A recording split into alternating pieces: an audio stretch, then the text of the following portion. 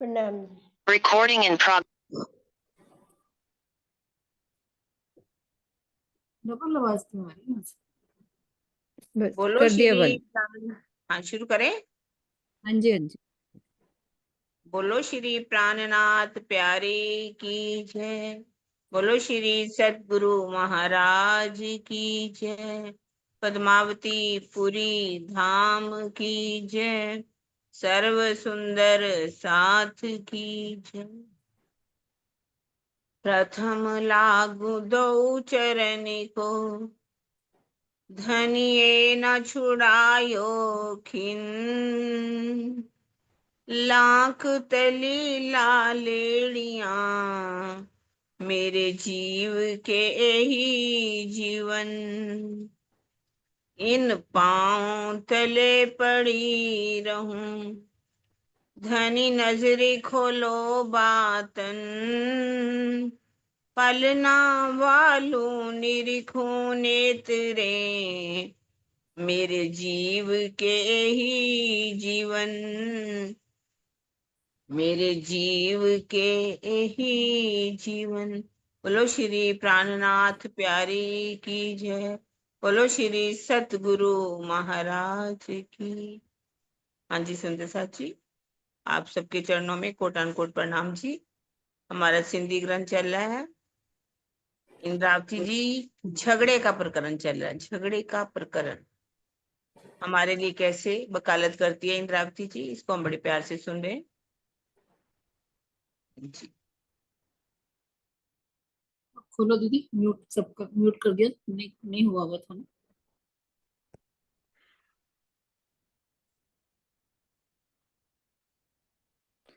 ठीक है सरोज दीदी, प्रकरण हमारा 6 है ना? 7 है। 7 प्रकरण, चौपाई 13। तू भाइयों बैठियों मुंह करने, आप जानते हैं। भाइयों यानी जानते हैं, बैठियों बैठे हैं, मुंह यानी मेरे, करने यानी पास में, माधा मुंह नजर, आगे, माधा यानी आगे, मुंह यानी मेरे, नजर यानी सामने, जे दिल हिनीजा निहारिये, जे यानी जो, हिनीजा इनके, निहारिये देखिए, ताहे तो ये विलखे थ्यूं रे वर, विलखे थ्यूं यानी तड़प रही हैं, रे यानी बिना, वर पति। आप तो यही जानते हैं कि मेरी अंगनाएं मेरी नजरों के सामने ही मेरे आगे पास में बैठी हुई हैं, किंतु यदि आप इनके दिल की ओर देखें तो यही निष्कर्ष निकलेगा कि ये तो आपका प्रेम ना मिलने से बिलख रही हैं, यानी जोर जोर से रो रही हैं। इंद्रावती जी राज्य को ये कह रही हैं कि मेरी अंगनाएं मेरी नजरों के सामने ही मेरे आगे पास में बैठी हुई हैं, किंतु यदि आप इनके दिल की ओर देखें तो यही निष्कर्ष निकलेगा कि ये तो आपका प्रेम न मिलने से बिलख रही है।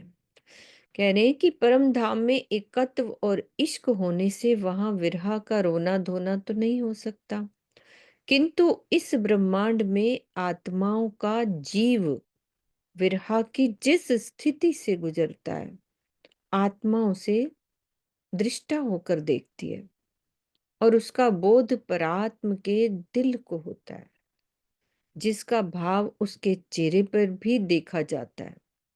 इसी तथ्य के अनुकूल सदगुरु धनी श्री देवचंद्र जी ने कहा था कि शाह कुंडल और शाह कुमार के मूल तन परम धाम में हंस रहे हैं, क्योंकि इन्होंने अभी दुख की लीला नहीं देखी है।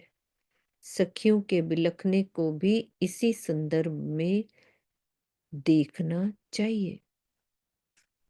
क्लियर है ना? नहीं तो किरण दीदी रिपीट कर दो, बहुत अच्छा भाव बताया ये वाला।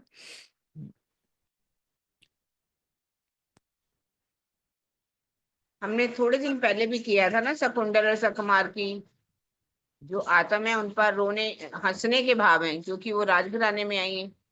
तो इसी भाव को लेकर के यहाँ भी बताया कि अब जो परम धाम की आत्मा है उनके चेहरे पर रोने के भाव हैं, ऐसा लगा बिलख रही हैं, रो रही हैं, क्योंकि धामधनी आपका दीदार नहीं हो पा रहा, आपके सामने ही बैठी हैं, लेकिन दीदार ना मिलने के कारण वो दुखी हैं।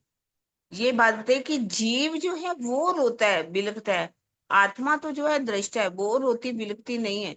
हाँ, पर उसके चेहरे के जो भाव हैं वो ऐसे रोने जैसे दिखाई देते, जैसे कि परात्म के। देवचंद्र जी ने पहले ही बता दिया था कि परम धाम की दो आत्माएं शकुंडल और चाकुमार वो राजघराने में आई हुई हैं, उनके चेहरे पर हंसी के भाव हैं, दुख के भाव नहीं है, क्योंकि अभी तक उन्होंने दुख को देखा ही नहीं है।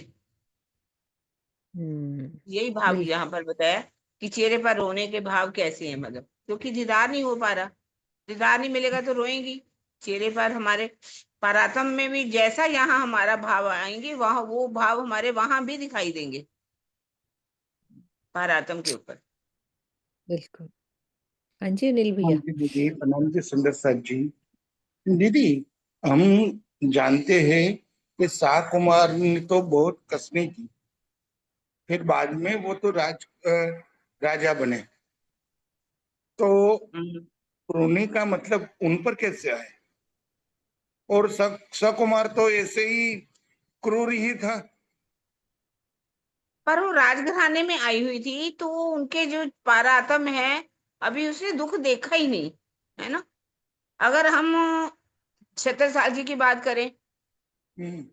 तो बचपन तो उनका जैसे मामा के पास बीता, तो राज दरबारों की जैसे ही जीवन बीता ना, तो उनके चेहरे पर थोड़े दुख तो देखे उन्होंने, ऐसा नहीं कि दुख नहीं देखा। उनके माता पिता सरंधा और क्या कहते, जी। उन्होंने तो बहुत कष्टों में इनको जीवन इनको कष्ट मिला। जब जन्म ही हुआ तो मुगल पीछे लगे हुए थे, पर उस समय तो ये बहुत छोटे थे ना, जी। छोटे ही थे ना। तो उनका जन्म तो एक तरह से राज परिवार में ही हुआ था, राजघराने के अंदर ही हुआ था। तो वो भाव लेकर के कहा गया कि उनके चेहरे पर जो भाव हैं वो दुख के नहीं है, एक हंसी के भाव हैं। दीदी एक बात दिल में आ रही है कि ये जो दुख वाली बात है तो राज्य की विरहा वाली बात है ना, कि भाई यहाँ राज्य नहीं वो नहीं कह रहे। नहीं, माया के भी दुखों की बात आती है अच्छा। यहाँ पर। अभी हम्म। उनको कौन सी पहचान है, हाँ अभी कौन सी पहचान। वो पहचान ही नहीं थी उनको, तो कैसे कह सकते हैं। ठीक है।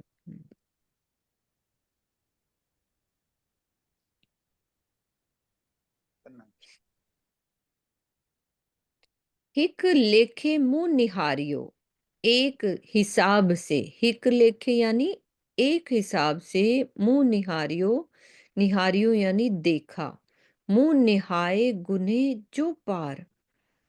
निहाय नहीं है, गुने जो यानी दोषों का, पार शुमार। तार रूसी रहे मुंह से वल हो। ता तो रूसी यानी गुस्से होकर, रहे रहे हैं मुंह से मुझ से, वल हो यानी प्रीतम। मुंह के करे गुनेगार, मुंह के मेरे को करके गुनेगार यानी दोषित। हे प्रीतम, मैंने एक हिसाब लगाकर देखा तो मुझे ये ज्ञात हुआ कि मेरे दोषों की कोई सीमा ही नहीं है।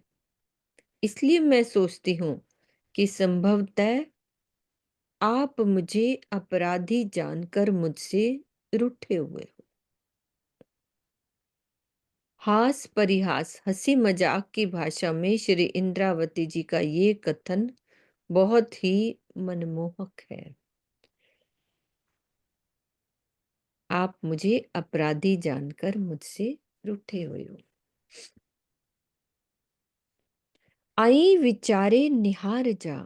और क्या कह रहे हैं इंद्रावती जी, आप विचार करके, विचारे यानी विचार करके, आहिंजे निहारिजा यानी देखिए, आहिंजे मुहुजा वैण। आहिंजे यानी आपके, मुहुजा मुखार बिंद से, वैण यानी वचन। तांजे अस्सी विसरिया, तांजे कदाचित, अस्सी हम, विसरिया भूल गए।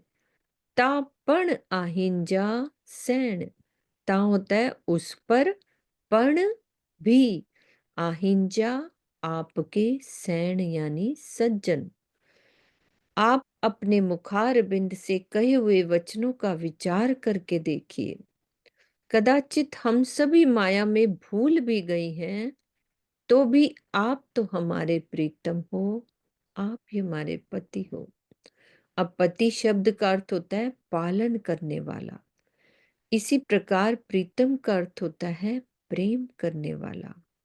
प्रीतम या पति की शोभा को धारण करने वाला यदि अपनी प्रियतमा या अपनी अर्धांगिनी का परित्याग करता है, तो वो निश्चित रूप से दोष युक्त कहा जाएगा। तो श्री इंद्रावती जी इसी युक्ति को प्रस्तुत कर रही हैं कि धनी के कहे हुए वचन वाणी में निहित है। क्या लिखा है? उन्होंने स्पष्ट कहा कि तुम रूहें मेरे तन हो। क्या कोई अपने ही तन का परित्याग करता है? इतनी बड़ी वकीली कर रही है।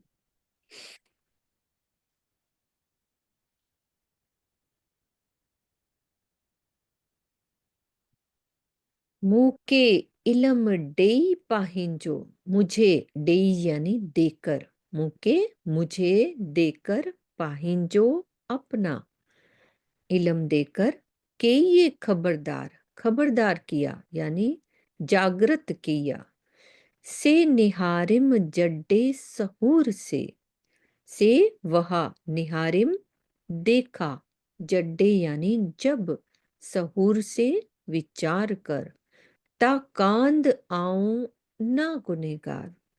ता यानी तो, कांद होता है हे प्रीतम, आऊं मैं, ना यानी नहीं हूं। हे धनी, आपने मुझे अपना तारतम ज्ञान देकर सावधान कर दिया है। जब मैं आपकी ब्रह्मवाणी को गहन चिंतन की दृष्टि से देखती हूँ, तो ये स्पष्ट होता है कि मैं दोषी नहीं हूं। अंग अंगी प्रिया प्रीतम का वैसे ही एक समान स्वरूप होता है, जैसे सूर्य और उसकी किरणों का, सागर और उसकी लहरों का। यदि स्वयं अक्षरातीत निर्दोष हैं, तो उनकी अंग रूपा अंगनाओं को किस आधार पर दोषी ठहराया जा रहा है? ये और बड़ी वकीली हो गई है। क्यों सरोज दीदी? एक तो इंद्रावती जी ने ये अर्थ में वकीली करी है, ये भावार्थ में और वकीली कर दी है।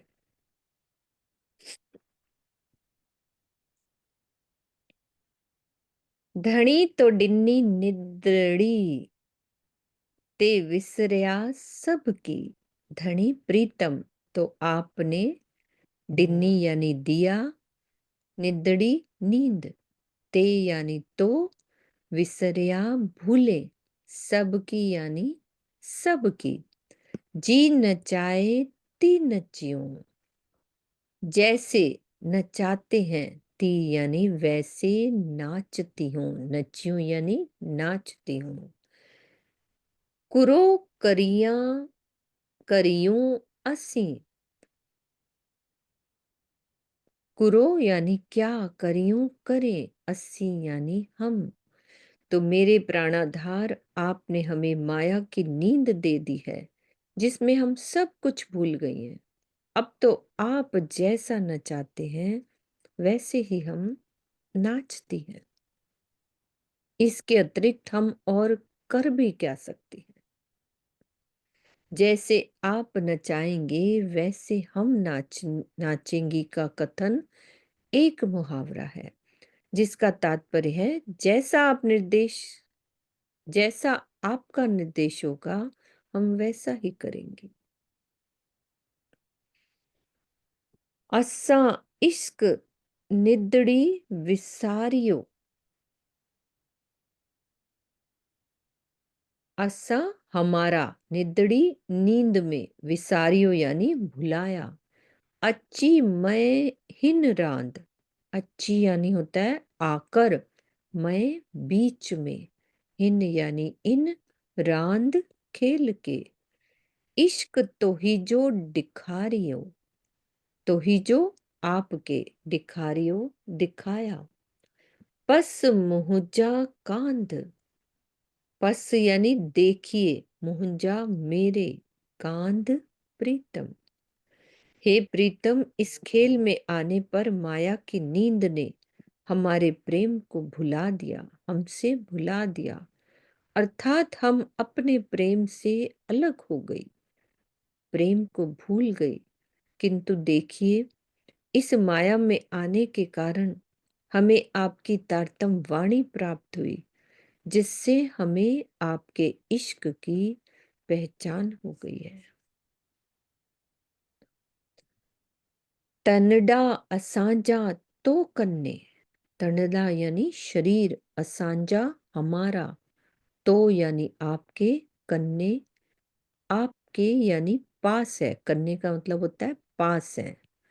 पण दिलड़ा असांजा कित, परंतु, पण परंतु, दिलड़ा दिल, असांजा हमारा, कित कहाँ है, पर दिल हमारा कहाँ है।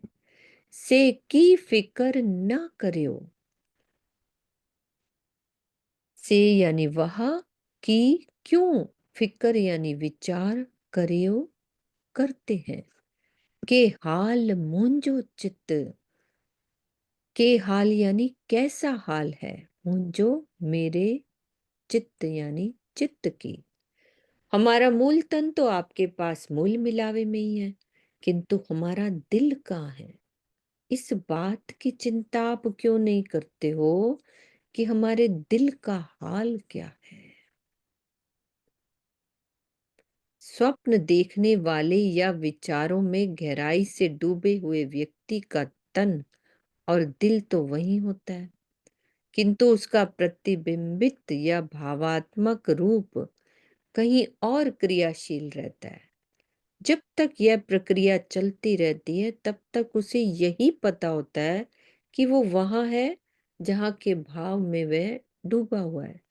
उस समय उसे अपने मूल तन या दिल का जरा भी भान नहीं होता, और स्वप्न टूटने या विचार सागर से अलग होने पर ही उसे अपनी वास्तविकता का एहसास होता है कि अरे, मैं तो यहीं पर था।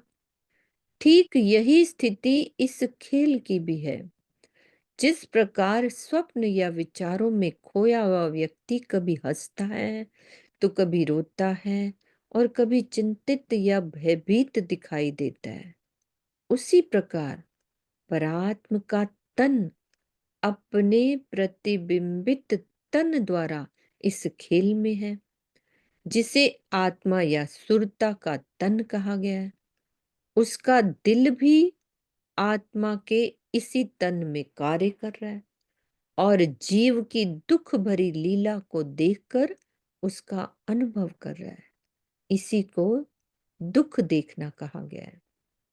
निसंदेह परात्म या आत्मा का तन दुख का भोग तो नहीं कर रहा, वो थोड़ी ना कर रहा है, जीव कर रहा है ना, किंतु दिल अवश्य उस दुख की लीला को देख रहा है। तो इस चौपाई तथा आगे की चौपाई में यही बात दर्शाई गई है।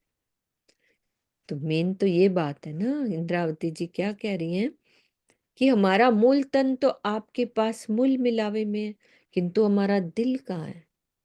इस बात की चिंता कह रहे हैं कि आप क्यों नहीं करते कि हमारे दिल का हाल क्या है, दिल की दशा क्या है। तो स्वामी जी ने भावार्थ में ये क्लियर किया। क्लियर है ना। दुखड़ा ना डिस्से आकार, दुखड़ा यानी दुख, डिस्से देखता, आकार शरीर, दिलड़ा दुख पसंद, दिलड़ा दिल ही, दुख पसंद यानी देखता है, आकार नहीं देखता, जो दिल यहाँ आया हुआ है वो देखता है। से दुख डिसे दिल रांद में, से यानी वह, रांद में खेल में, दुख ना बका में तन, बका यानी अखंड, तन यानी शरीर को। तो शरीर कभी दुख को नहीं देखता है, दुख को दिल ही देखता है, अनुभव करता है। और हमारा दिल इस खेल में दुख को देख रहा है। अखंड परम धाम के तनों में कोई दुख नहीं है। शरीर को साधन बनाकर ही दिल सुख या दुख का अनुभव करता है। ये निर्जीव शरीर की आंखें या जिह्वा कोई भी कार्य नहीं कर सकती। इसी प्रकार हमारी परात्म के दिल ने ही प्रतिबिंबित रूप में आत्मा का स्वरूप धारण किया है और उसके माध्यम से इस संसार की दुखमय लीला को देख रहा है। दिल असांजा सोने में यानी स्वप्न में, असांजा हमारा, हमारा दिल स्वप्न में है। सेथा दुख पसंद, सेथा यानी वह है, पसंद देखता। से पसोथा नजरों, पसोथा यानी देखते हैं नजरों, नेत्रों से। जे गुजरे दिल रोहन, जो बीत रही है, गुजरे यानी बीत रही है दिल में, रोहन यानी सखियों के। हमारा दिल प्रतिबिंबित रूप से इस स्वप्न के संसार में और इस दुख भरी लीला को देख रहा है। संसार में है और दुख भरी लीला को देख रहा है।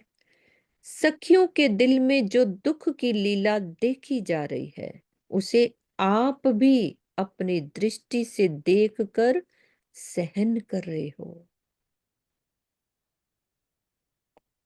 ये बहुत ही आश्चर्य की बात है। क्या कह रही इंद्रावती जी कि हमारा दिल इस स्वप्ने के संसार में और दुख भरी लीला को देख रहा है, और सखियों के दिल में जो दुख की लीला देखी जा रही है, उसे आप अपनी दृष्टि से देखकर सहन कर रहे हो। कह रहे हैं कि ये बहुत ही आश्चर्य की बात है। तो इस चौपाई में शिकायत भरे अंदाज में ये कथन किया जा रहा है कि आप हमारे दिल को दुख देखते हुए कैसे सहन कर पा रहे हो। आशिक तो अपने माशूक को किसी भी स्थिति में दुख का अनुभव करने ही नहीं देता।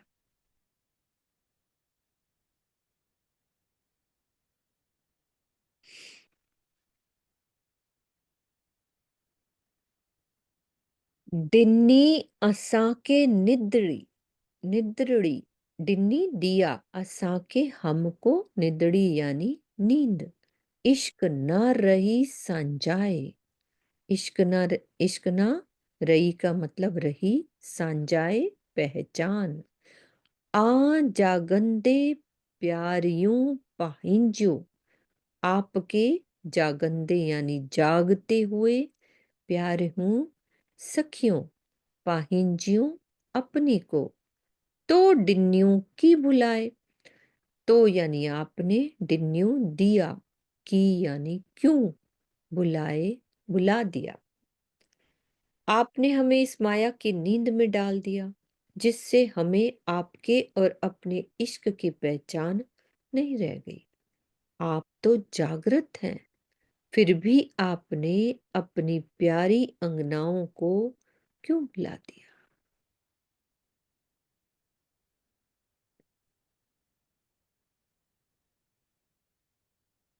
डो न अच्छे सुतड़े, डो का मतलब होता है दोष, नहीं, ना मतलब नहीं, अच्छे आता है, सुतड़े यानी सोते हुए।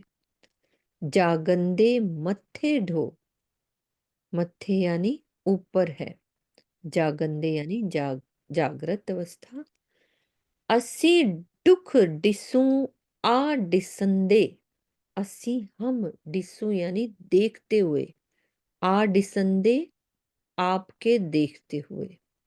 की चोंजे आशिक सो, की चोंजे यानी कैसे कहिए, आशिक यानी प्रेमी, सो यानी वह।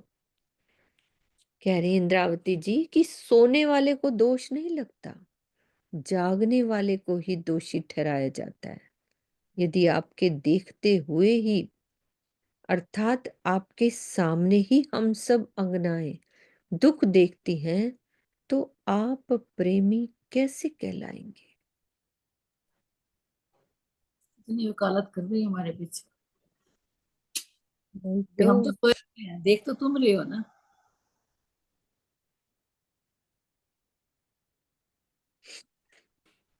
कैसे देखते उपरोक्त, हाँ हाँ हाँ, अब वो कह रहे हैं उपरोक्त दोनों चौपाई, दोनों यही वाली है ना, मिलती जुलती, श्री महामती जी ने प्रबल युक्तियों और तर्कों से अपने पक्ष को प्रस्तुत किया है।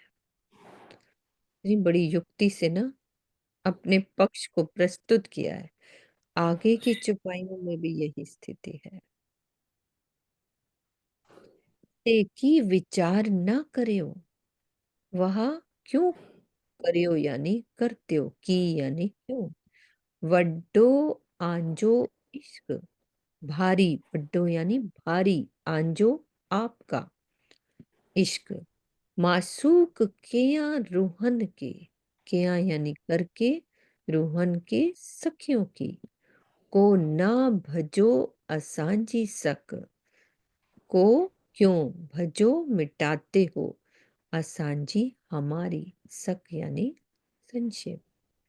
जब आपका इश्क बड़ा है तो आप इस पूर्वोक्त बात का विचार क्यों नहीं करते, जो ऊपर कही है ना वो। ऊपर तो दो पाइयां गई है ना। हाँ, आपने तो हम आत्माओं को अपनी प्रियतमा कहा है, फिर भी इस संबंध में उठने वाले हमारे संशयों को क्यों नहीं मिटा देते?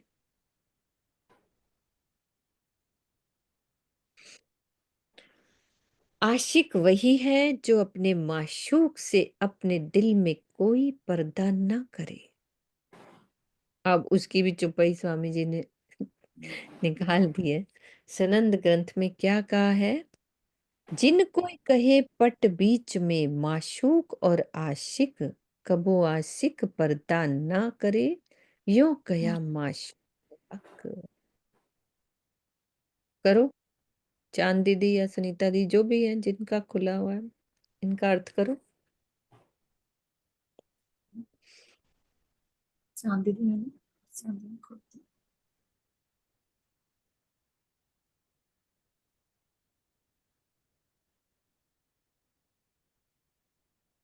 चांदी दी अनम्यूट करो। करती हूँ, कोशिश करती हूँ, बाकी आप बताइएगा। जिन कोई कहे पट बीच में मासूक और आशिक, यदि कोई ये कहे कि आशिक और माशूक के बीच में कोई पर्दा होता है, पट बीच में मतलब पर्दा होता है बीच में, वो आशिक पर्दा ना करे, आशिक कभी पर्दा नहीं करता, यूं कहिया मासूक हक, उसको मतलब माशूक का हक कहा जाता है जो कभी पर्दा ना करे, यूं कहिया मासूक हक, उसे कहा जाता है माशूक और हक। बहुत ज्यादा तो नहीं आता मुझे। कोई बात नहीं, कर देंगी किरण दीदी आगे और इसका और खुलासा कर देंगी। हाँ किरण दीदी करो। जिन कोई कहे पट बीच में, जिन का मतलब नहीं, कोई भी ये मत कहना कि माशूक और आशिक के बीच में कोई पर्दा होता है। कोई पर्दा नहीं होता। कब वो आशिक पर्दा ना करे। आशिक जो है, जो अपनी आत्माएं जिनको माशूक कहा गया है, वो कभी भी कोई पर्दा नहीं करता, कोई भी बात अपने दिल में छुपा करके नहीं रखता। सारी बातें वो अपने माशूक को बता देता है। पर्दा होता ही नहीं दोनों में। तो इसी को कहा इसी प्रकार श्रृंगार ग्रंथ में आशिक मशूक दो अंग। कहने के लिए आशिक और मशूक दो अंग हैं, पर दो इश्के होते हैं। जब दोनों प्यार होता है, जब प्रेम हो जाता है, इश्क, तो दोनों एक हो जाते हैं। दोनों, ना कोई आशिक रहता है ना माशूक रहते, दोनों ही एक हो जाते हैं। आगे की चरण में कहा है, नीचे ऊपर करना। तो आशिक माशूक के दिल को, जो आशिक है अपने माशूक चलिए को क्यों ना कहे गुज विवेक, क्यों मतलब बातें नहीं बताएगा, क्यों छिपी हुई बातों को अपने हृदय में रखेगा, सारी बातें खोल देगा। राज, जो भी दिल के राज है, आशिक को अपने माशूक को बता ही देगा, उसके दिल के अंदर सारी बातें भर देगा। छिपा राजी ने यही बात बताई कि राजी ने कोई भेद नहीं रखा हमारे लिए। जो उनको था कि भेद था, तो अपनी साहिबी के स्वरूप को बताना चाहते थे, मार्फत के स्वरूप को बताना चाहते थे, निस्बत को बताना चाहते थे, हमारी जो भी है कुछ छुपा के नहीं रखा उन्होंने, एक एक भेद को बता दिया। क्योंकि प्रेम, सच्चा प्रेम तो उसे ही कहा जाएगा। दोनों के बीच में कोई भी पर्दा नहीं, दोनों प्रेम है तो दोनों एक है। लीला मात्र में आशिक मशूक जरूर जरूर है, पर जब प्रेम हो जाता है दोनों में, तो दोनों ही एक हो जाते हैं, फिर दो रहते ही नहीं, और कोई भी उनके अंदर पर्दा नहीं होता। इसीलिए आशिक और मशूक के दिल को क्यों ना कहे गुज विवेक। आशिक जो है मशूक के दिल को क्यों नहीं अपने राज बताएगा, क्यों नहीं जो बातें हैं उनके अंदर छिपी हुई वो सब बता देगा। यही बात कही गई। तो श्री महामती जी को धामधनी से यही प्रेम भरी शिकायत है। उन्होंने उस चौपाई को बता दिया ना, वो कह रही हाँ, प्रेम भरी शिकायत है कि आपकी अर्धांगिनी होते हुए भी हम दुख क्यों देख रही हैं। इस संबंध में उठने वाले हमारे संशयों को आप दूर क्यों नहीं करते। इसका तात्पर्य ये है कि आप आशिक कहलाकर भी हमसे कुछ न कुछ छिपाव अवश्य रखते हैं।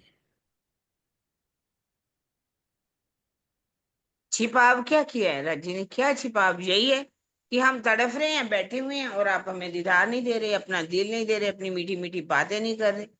वही बात को यहाँ मतलब बताया कि झगड़ा कर रही है कि आपको हमें रोते हुए नहीं देखना चाहिए, हम दुखी हैं तो आपको दुख क्यों नहीं हो रहा। आप हमारे सामने ही बैठे हुए हो, हम आपके सामने बैठी हुई हैं, फिर आप हमें रोता हुआ कैसे देख रहे हो। एक दावा लेकर के, निस्बत का दावा लेकर के वो सारी बातें जो है हमारी तरफ से इंद्रावती जी राज्य के सामने कह रही। आप अगर सच्चे आशिक हो तो कोई पर्दा रखना ही नहीं चाहिए। आप हम अपना दिल हमें क्यों नहीं दे देते, आपको अपना दिल हमें दे देना चाहिए, अपना दीदार दे देना चाहिए, यही कहना चाह रही हूँ। जी सुनीता दीदी खोल लो। मेरे तो दिल में ये आ रहा है बल्कि कि राजी महाराज तो बल्कि जागृत हैं, तो हम लोग चाहे फरामोशी में हैं तो राज्य को तो बल्कि ज्यादा ही दुख हो रहा होगा हम लोग की ये दशा देखकर। मतलब यहाँ पे इंद्रावती जरूर हमारी वकालत कर रही है हम सबकी तरफ से, लेकिन राज्य तो पूर्ण जागृत है, और जो जागृत हुआ बंदा होता है वो कहते हैं उसको ज्यादा दुख होता है, वो तो देख पा रहा है, तो राज्य को तो बल्कि ज्यादा ही दुख हो रहा है। हम सबकी तो लीला अलग अलग है, लेकिन राज्य के लिए तो यहाँ हम सबकी लीला अलग अलग ही है, पर राज्य के लिए तो 12,000 रूही एक ही है तन, तो उनका तो दुख मतलब कितना चाहे। देखो राज्य दुख सुख से परे हैं, लेकिन यहाँ उस भाव में व्यक्त किया जा रहा है, तो उनका दुख तो 12,000 का दुख उन्हीं का ही तो दुख है, उनको तो 12,000 का दुख है, तो उनका दुख ज्यादा हुआ है ना, ये बिल्कुल, दिल में आ रहा है। ये तो है ही। तो यहाँ पर जो बात है, तो बात आपकी बिल्कुल ठीक है, पर यहाँ वो वकालत है ना हाँ बस आत्माओं वो की यहाँ तरफ से। भाव में वकालत कर यहाँ रही है तो उस वक्त। हर प्रसंगानुकूल बात होती है ना, यहाँ हाँ प्रसंग जो है वो रूहों की तरफ से वकालत बिल्कुल है ना। बिल्कुल। तभी तो बिल्कुल अगली छपाई आई गई, आशिक निहारे नजरों माशूक बैठो रोए, हड्डी कड्डी उल्टी आशिक से ना हो, आगे आगे अगली लाइन लिखी थी, ये आ गई, है ना। आ गई। आगे वही छपाई आ गई। आशिक निहारे नजरें, निहारे आशिक देखते, निहारे यानी देखते, नजरे नेत्रों से। माशूक बैठो रोए, बैठो बैठी, रोए यानी रोवे। हेडी कड्डे उल्टी, ऐसी कड्डी यानी कभी, होए यानी होती है, आशिक से ना होए, उल्टी। इस तरह से असंभव सी बात यानी उल्टी बात कभी भी घटित नहीं हो सकती कि प्रेमी की दृष्टि के सामने ही उसकी प्रियतमा प्राणेश्वरी रोती रहे। तो आशिक के रोम रोम में माशूक की छवि बसी होती है, वही उसके जीवन का आधार है, प्राणेश्वरी है। किंतु यदि वो रोती रहे और आशिक चुपचाप देखता रहे, तो यह निश्चित है कि वो आशिक नहीं है। रोम रोम बीच रमी रहा, पियो आशिक के अंग। इश्के ले ऐसा किया, कोई हो गया एक ही रंग। आशिक की स्थिति बताइए कि आशिक के रोम रोम, प्यू आशिक के अंग, वो रमा होता है, ऐसे होता है इश्क, ऐसे इश्क में रमा होता है कि जैसे एक ही कोई हो गया, एक ही रंग, कुछ अलगाव नहीं होता, एक ही रंग चढ़ा होता है, एक हो जाते हैं दोनों। ऐसी स्थिति होती है आशिक की। रोम रोम बीच रमी रहा, उसके रोम रोम में प्रेम होता है। इसकी इस प्रकार, उदाहरण है ना, हाँ जी, इसकी उदाहरण लैला मजनू की है, हम सुनते भी हैं। जब मजनू को मतलब चोट लग जाती है ना, तो डॉक्टर जो है वैद्य लोग उनका ऑपरेशन करना चाहते हैं, उसको जैसे ही छुरा मतलब घुमाना चाहते हैं तो वो रोने लगता है जोर जोर से। कहते हैं कि मजनू तू इतना बहादुर है, जंगलों में घूमता है, लैला लैला करता रहता है, तुझे कभी किसी से डर नहीं लगा, और इस एक अस्तर से तुम्हें इतना क्यों डर लग रहा है? तो उसने कहा कि मुझे डर इस बात डर नहीं लग रहा, मेरे रोम रोम में मेरी जो लैला है ना वो समाई हुई है। अगर तुम इससे मुझे मारोगे, करोगे, ऑपरेशन करना चाहोगे, तो उसका दुख मेरी लैला को होगा, क्योंकि लैला मेरे रोम रोम में समाई हुई। आशिक के दिल के अंदर जो उसकी माशूका है वो उसके रोम रोम में समाई होती है, तभी कह रहे। लेकिन प्रेम में दोनों एक ही अंग हो जाते हैं, एक ही रंग हो जाता है, आनंद में दोनों डूब जाते हैं, अंतर नहीं रह जाता, रोम रोम में रम रही है यू आशिक के। अंग। तो इस प्रकार का कथन द्वारा श्री इंद्रावती जी ने श्री राज जी के प्रेम को चुनौती दे दी है।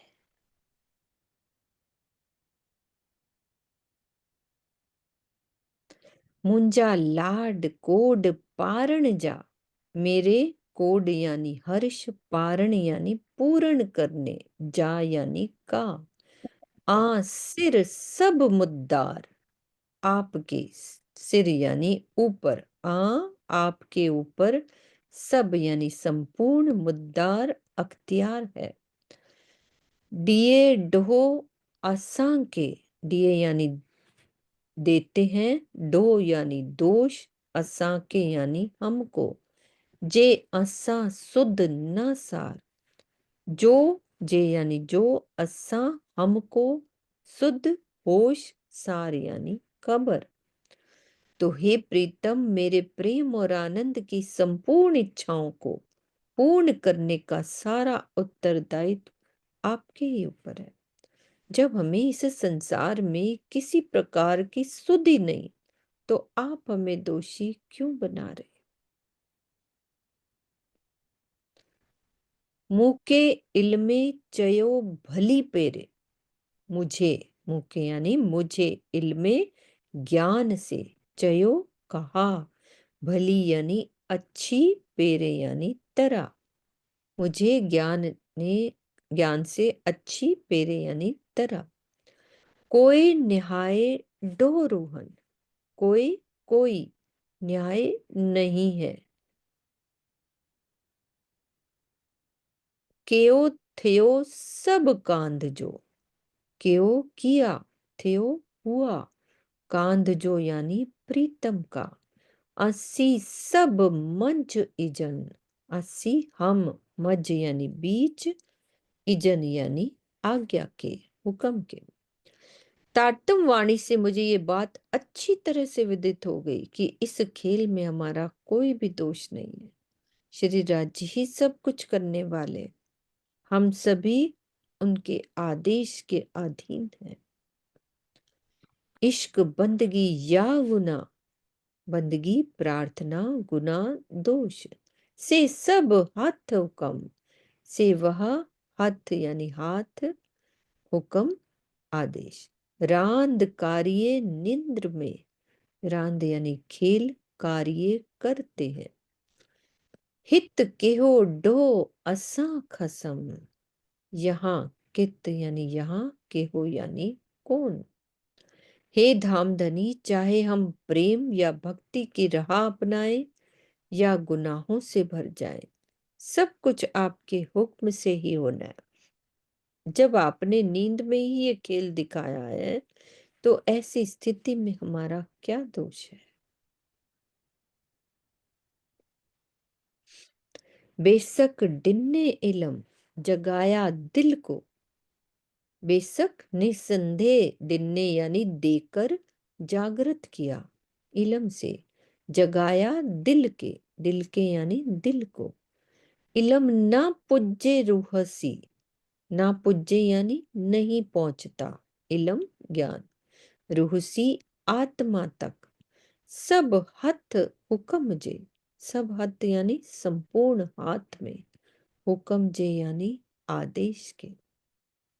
कह रहे हैं कि इसमें कोई संशय नहीं, इंद्रावती जी बातें कर रही हैं राज जी से कि कोई संशय नहीं कि आपकी तारतम वाणी ने हमारे दिल को जगा दिया है, किंतु ये ज्ञान हमारी आत्मा तक नहीं पहुंचता। ये सब कुछ आपके हुक्म के अधीन है। तो इस चुपई में ये जिज्ञासा होती है कि जब जीव की दुखमयी लीला को आत्मा और परात्मा का दिल देख सकता है, तो जीव को प्राप्त होने वाला ज्ञान आत्मा तक क्यों नहीं पहुंच सकता? अब ये प्रश्न हो सकता है ना, जो कह रही इंद्रावती जी कि दुख पहुंच रहा है तो ज्ञान क्यों नहीं पहुंच रहा आत्मा तक? तो संक्षेप में इसका समाधान बता रहे हैं कि जीव को तारतम वाणी का जो ज्ञान प्राप्त होता है, वो किससे होता है? श्रवण पठन के साधन द्वारा, चिंतन मनन से प्राप्त होता है। अपने अंतःकरण द्वारा वो ज्ञान जीव ग्रहण कर लेता है। आत्मा अपने दिल द्वारा संसार के सुख दुख की मात्र दृष्टा है, भोगता नहीं है। चिंतन मनन जप तप साधना विरह आदि जीव का विषय है, आत्मा का नहीं है। आत्मा की लीला मात्र प्रेममयी है।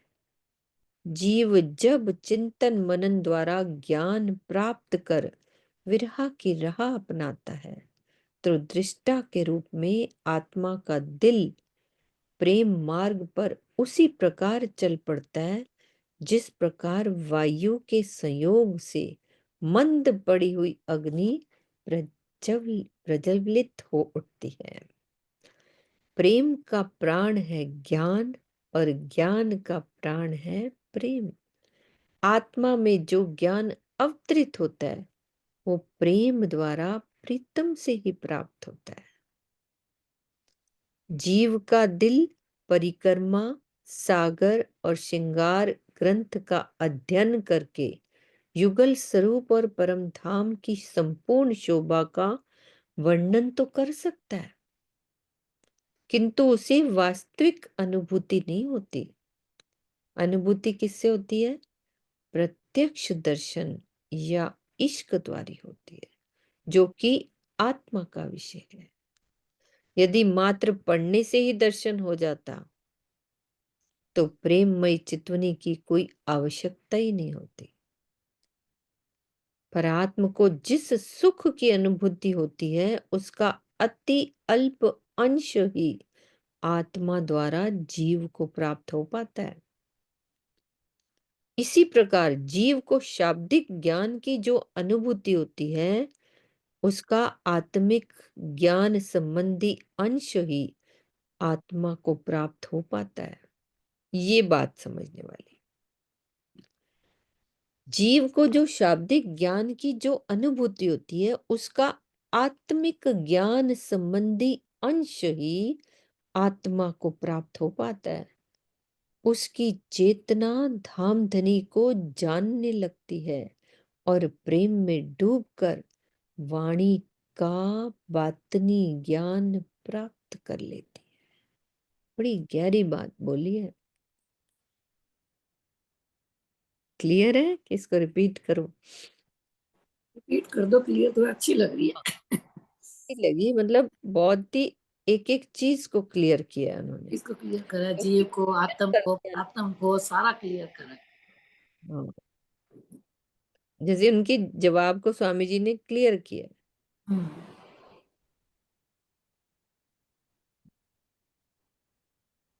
ज्ञान की बात करी ना, इसमें कोई संशय नहीं कि आपकी तारतम वाणी ने हमारे दिल को जगा दिया, लेकिन ये ज्ञान आत्मा तक नहीं पहुंचता और ये सब कुछ आपके हुक्म के अधीन। फिर उन्होंने इस बात का क्वेश्चन करा है कि जब दुखमय लीला को आत्मा और परात्मा का दिल देख सकता है तो जीव को प्राप्त होने वाला ज्ञान आत्मा तक क्यों नहीं पहुंच सकता। उसके क्यों की बात करी है, समाधान किया है ना, ये ज्ञान कितना पहुंचता है। और करो इसका वर्णन और भी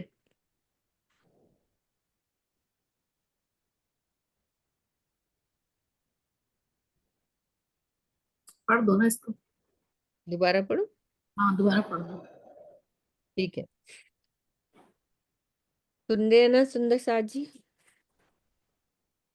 जीव को तारतम वाणी का जो ज्ञान प्राप्त होता है वो किससे प्राप्त होता है? श्रवण पठन के साधन द्वारा।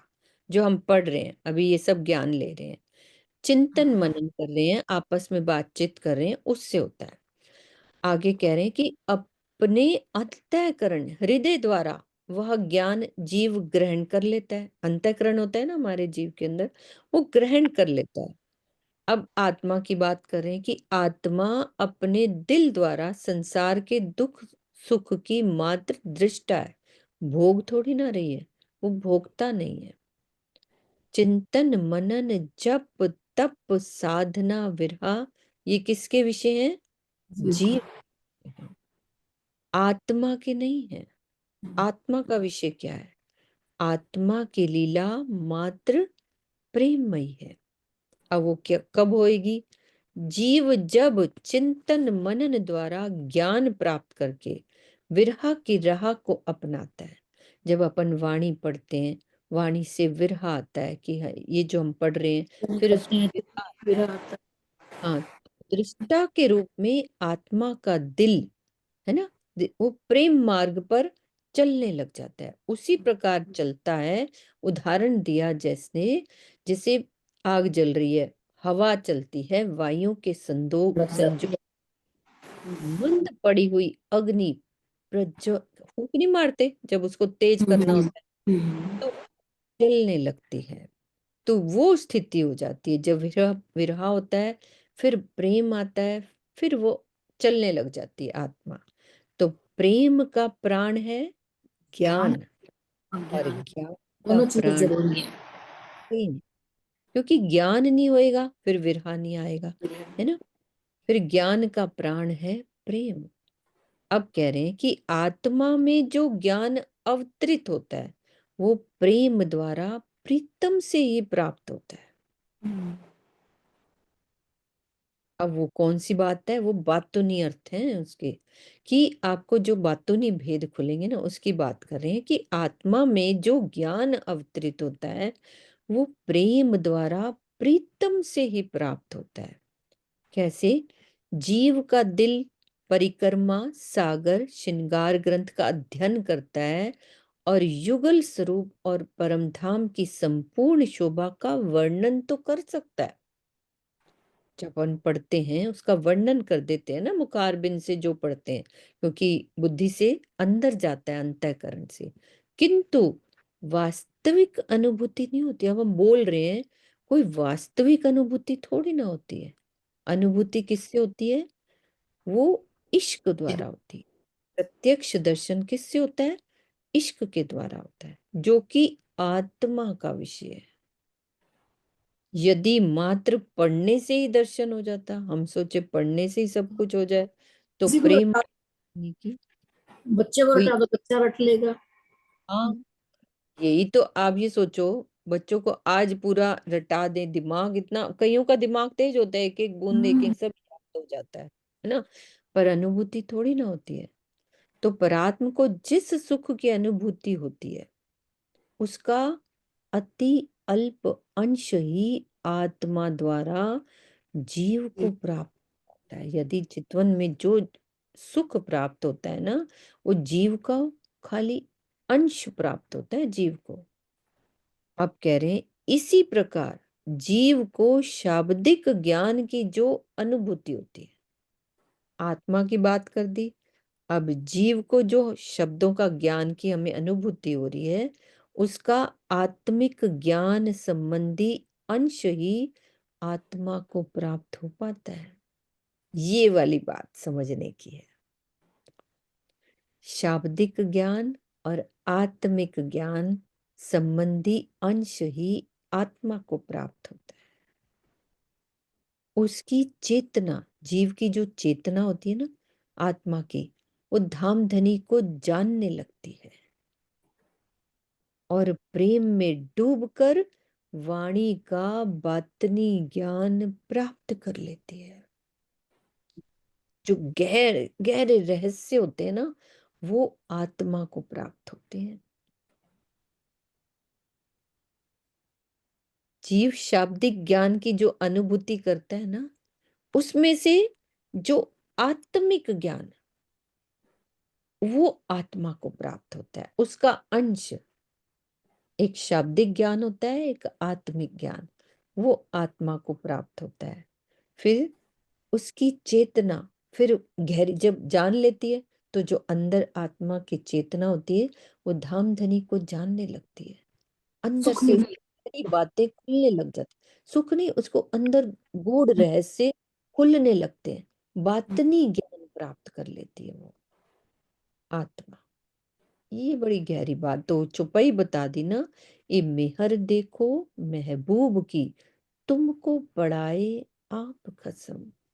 ये मेहर होती है बातनी ज्ञान जब खुलते। तो हक बातन की बारीकियां सो हक के दिया ना सीखे। अब वो खाली पढ़ने या सीखने से नहीं होता, ना सोहबत करने से होता है। वो हक मेरे पास, हक की मेहर से वो बातों ने भेद खुलते।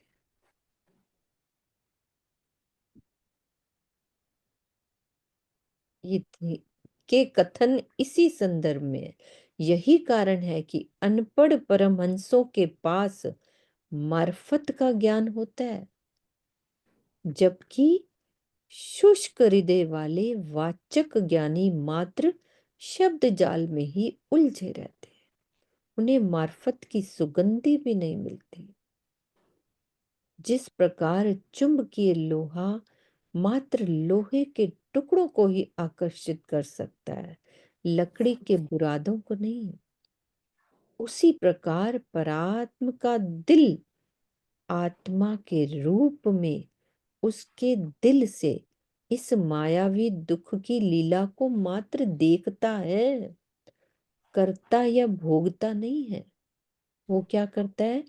वो मात्र प्रेम में डूबकर अपने प्राण प्रीतम को देख सकता है। उसके दिल में काम, क्रोध, लोभ, मोह आदि का ज्वार उस तरह से नहीं उठ सकता जिस प्रकार जीव के दिल में उठा करता है।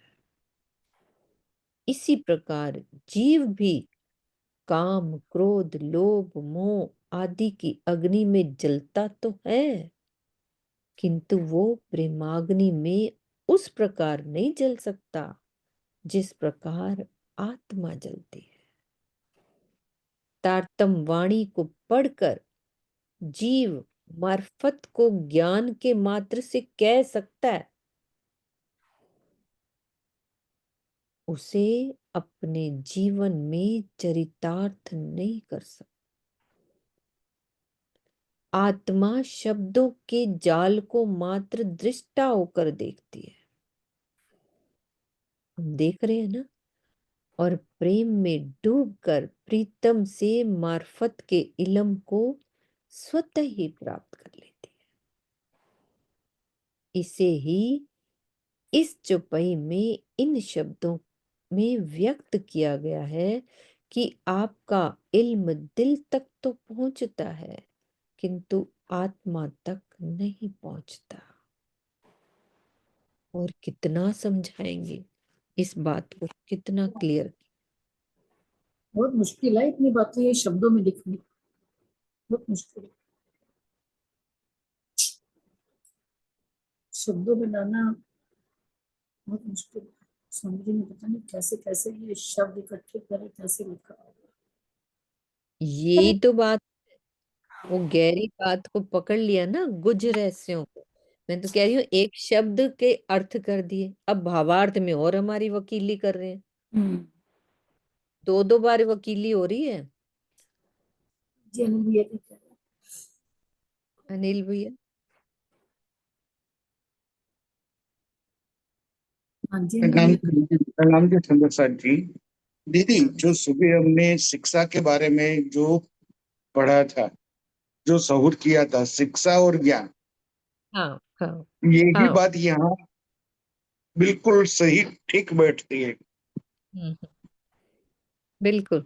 भौतिक ज्ञान और आध्यात्मिक ज्ञान के बारे में बहुत अच्छी तरह से स्वामी जी ने समझा दिया।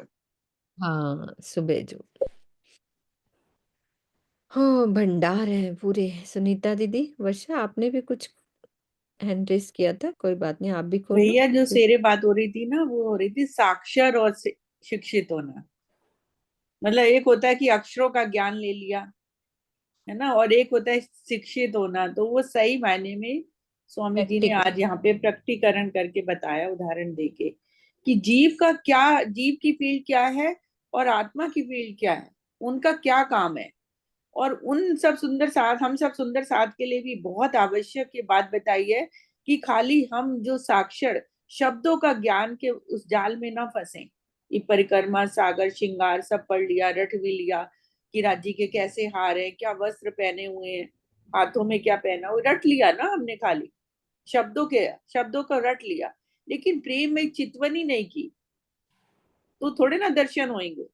और प्रेम में चितवनी कैसे होगी? वो आत्मा का विषय है, वो प्रेम से ही आत्मा का दर्शन मिलेगा। तो ये खाली हम सोचे कि वाणी ही खाली पढ़ते हैं, वाणी पढ़ना बहुत जरूरी है। स्वामी जी कह रहे हैं वाणी का मनन चिंतन बहुत आवश्यक है, उसकी गहराई में डूबना भी आवश्यक है, लेकिन साथ ही साथ हमें प्रेम में चितवनी भी करनी है। क्योंकि खाली अगर शब्दों के जाल में फंस जाएंगे तो शुष्क की तरह हो जाएगा।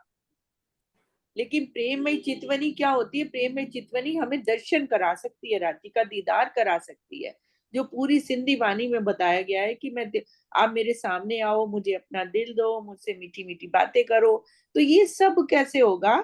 ये खाली शाब्दिक ज्ञान से नहीं होगा, अक्षर वाले ज्ञान से नहीं होगा। जब प्रेम में चितवनी में डूबेगा, आत्मा डूबेगी, तो उसको वो साक्षात्कार होएगा।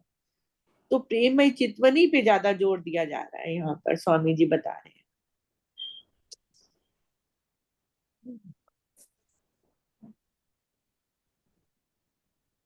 बहुत ही अच्छे से क्लियर कर दिया। बहुत सुंदर अर्थ लिखा, बहुत भावार्थ, बहुत ही अच्छा बताया है स्वामी जी ने।